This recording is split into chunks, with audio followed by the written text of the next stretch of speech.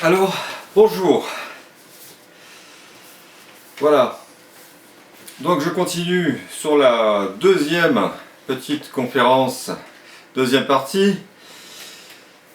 L'art au service des puissants. Alors il est question de ce livre, voilà, Le Nouvel Ordre Mondial démasqué, édité chez Chéri. Alors nous avons parlé des médias en France. L'art au service des puissants en Italie, les Médicis, connus comme de grands banquiers, furent aussi des mécènes de l'art. Machiavel, auteur du livre Le Prince, les qualifia de race d'usurie, voilà, qui donne peut-être une idée des origines de la famille. On trouve une statue de Prométhée sur la place du Rockefeller Center. Alors l'équivalent chrétien de ce mythe est Lucifer, symbole de l'illuminisme. L'illuminisme dont nous parle Vincent Payon en nous disant que la laïcité est l'héritage de la cabale juive et de l'illuminisme. Alors, nous retrouvons aussi une statue de Lucifer en haut de la colonne Juillet, sur la place de la Bastille. Cet ange, vous savez, qui tient un flambeau avec des chaînes qui sont brisées et qui porte des ailes, qu'on appelle le génie de la liberté. Alors au nom de la liberté, où on emmène les gens tout doucement. Toujours au Rockefeller Center, signalons que le mur du hall du Comcast Building contenait à l'origine une fresque du peintre communiste Diego Rivera avec une représentation de Lénine. Armand Hammer, président d'Occidental Petroleum, reçut la première concession étrangère en 1922 en Sibérie et fut un intermédiaire entre les soviets et les grands banquiers et industriels donc de Wall Street et des États-Unis. Alors son père, Julius Hammer, en 1919, était secrétaire général du Parti communiste aux États-Unis. Voilà.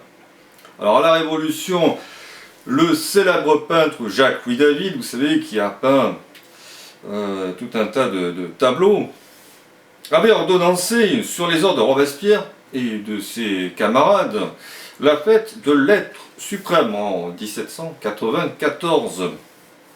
Il est aussi fait référence à l'être suprême des gnostiques dans le préambule de la Déclaration des droits de l'homme.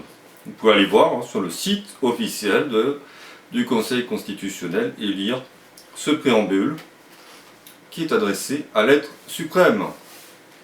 Il s'agit évidemment du dieu des gnostiques, en fait, qui n'est pas du tout le dieu des catholiques. Sans ça, on n'aurait pas tué 8000 prêtres à la Révolution, on n'aurait pas assassiné des tas de Français, on a rasé complètement des villages en Vendée, ça a été un vrai génocide.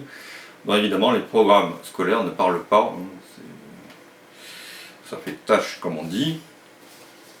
Ensuite, l'art Montréchaud est les débuts de la grande spéculation dans l'art. Alors l'art Montréchaud fut une exposition internationale d'art moderne à New York en 1913. Marcel Duchamp, alors presque inconnu, y exposa son nu descendant un escalier numéro 2, considéré par certains historiens comme l'artiste le plus important du XXe siècle. Marcel Duchamp, donc, fut sollicité par Walter Patch, qui fréquentait en fait le cercle des collectionneurs juifs Gertrude et Léo Stein à Paris. Patch devint aussi le conseiller artistique du couple Arensberg. Alors ce couple ont été en fait les mécènes à vie de Marcel Duchamp, et la particularité donc de Duchamp, ça a été d'exposer un objet déjà fait, donc qu'on a appelé ready made en anglais, et cet objet a été un urinoir. Voilà le premier objet qui symbolise bien l'inversion des valeurs de ceux qui dirigent le système mondialiste actuel. On est passé d'un objet, un art cultuel, un art sacré, au Moyen-Âge notamment, surtout, à une valeur d'exposition, valeur cultuelle, valeur d'exposition, où en fait le simple fait d'exposer un objet n'importe lequel, en l'occurrence un urinoir, dans un musée ou une galerie, ça lui confère le statut d'œuvre d'art, entre guillemets. Quelques mots autour du 11 septembre 2001 et le rôle de la propagande médiatique. Notons qu'en 2011, le juge de la Cour de cassation italienne, Imposimato, déposa une plainte. Il a annoncé son intention de déposer une plainte contre George Bush, qui est initié Skull and Bones, l'ordre de Skull and Bones, et les anciens dirigeants de la CIA pour participation active à une tragédie. Voilà, les membres de l'organisation, architectes et ingénieurs par ailleurs, réunissant plus de 2000 spécialistes donc en destruction contrôlée, mécanique, voilà, architecturale, conception architecturale, métallurgie, ont prouvé que les tours du World Trade Center ont été détruites par destruction contrôlée. Voilà. Nous avons des centaines de témoignages de gens qui ont vécu les événements en direct, dont des pompiers, des policiers, et tous affirment qu'ils ont entendu des explosions avant et pendant l'écroulement des gratte-ciel. J'ai rassemblé plusieurs témoignages et plusieurs éléments dans le livre qui prouvent que ces tours ont été détruites par démolition contrôlée, sans le moindre doute. L'industrie du divertissement, du jeu, de la musique au service du nouvel ordre mondial. Alors notons que la plus grande société de jeux, d'édition de jeux en France s'appelle Asmodée. Voilà. C'est intéressant parce que Asmodée dans la Bible est cité comme étant le pire des démons dans le livre de Tobie. Alors ce n'est pas un hasard évidemment, on n'a pas pris ce nom au hasard. Reprise par le fonds Euraseo, Asmodée donc en 2013 est devenu le numéro 1 du jeu en France. Le président du conseil de surveillance d'Euraseo, Michel David Veil, a été président directeur général de la Banque Lazare. La Banque Lazare, je vous disais que c'est un gros actionnaire du journal de propagande Le Monde en France. Vous voyez un petit peu les liens qui sont très intéressants.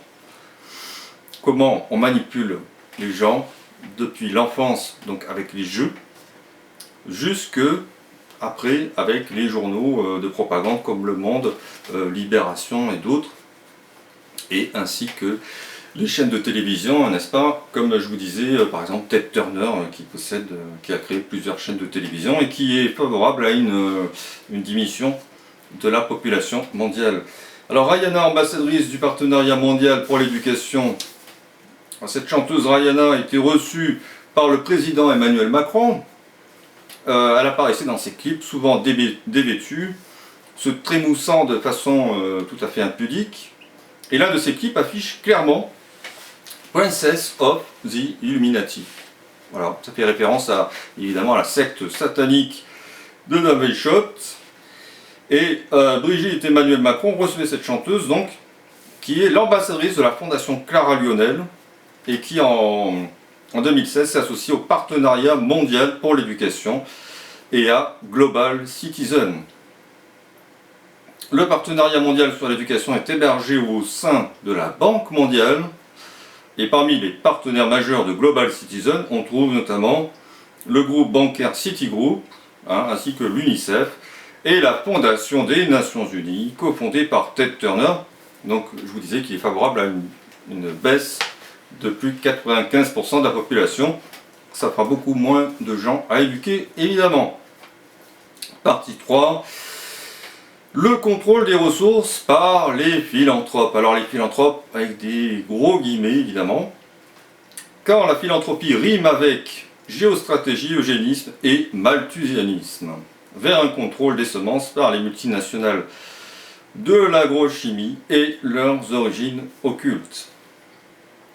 Alors nous observons depuis des années des alliances formées entre les compagnies produisant des OGM, des pesticides, de la biotechnologie, enfin des biotechnologies, BASF, Bayer, DuPont, Dow Chemical, Monsanto, Syngenta, etc., vers une concentration de plus en plus importante avec des actionnaires de moins en moins nombreux. Notons aussi le conglomérat chinois ChemChina, qui est dirigé par Ren Jianxing et qui est membre donc du Parti communiste chinois. La société Dupont fabriquait de la poudre à canon avant de devenir un grand groupe de l'agrochimie, et Dow Chemical fut l'un des producteurs de l'agent orange, qui a été balancé comme ça pendant la guerre du Vietnam et qui a causé des malformations terribles sur les enfants, plusieurs générations. Bon, les militaires évidemment aussi ont été touchés. Monsanto ou Bayer ont fusionné en 2018. Bayer a repris donc le fameux glyphosate, vous savez, qui empoisonne la terre entière. Et tout ça est tout à fait légal. Voilà. Ce sont ces gens-là qui nous promettent donc de s'occuper de notre santé et de récupérer complètement les semences, d'avoir le monopole des semences. Les prétendus philanthropes et leur fondation. Alors en 1951, nous avons la fondation Ford qui a subventionné le développement du système de radiodiffusion connu sous le nom de Télévision de l'Éducation nationale, diffusé de 1952 jusqu'à 1970. John D. Rockefeller, qui s'est enrichi avec le pétrole, devint l'un des premiers financeurs de la science médicale, avec d'autres personnes. En 1901, il fonda notamment l'Institut Rockefeller pour la recherche médicale, qui devint l'Université Rockefeller de New York.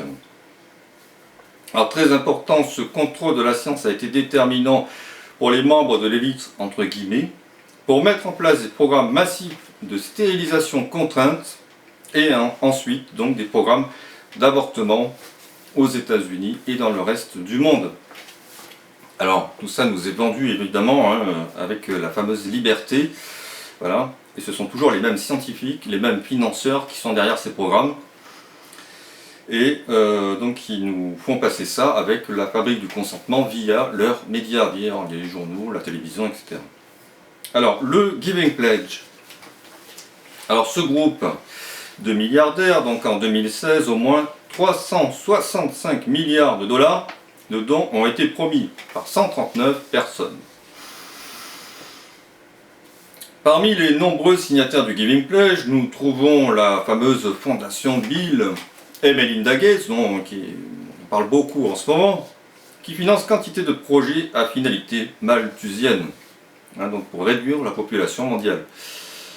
Nous trouvons aussi dans ce club de milliardaires Nicolas Berggruen, qui a donc fondé l'Institut du même nom et qui travaille sur la mise en place d'une gouvernance mondiale.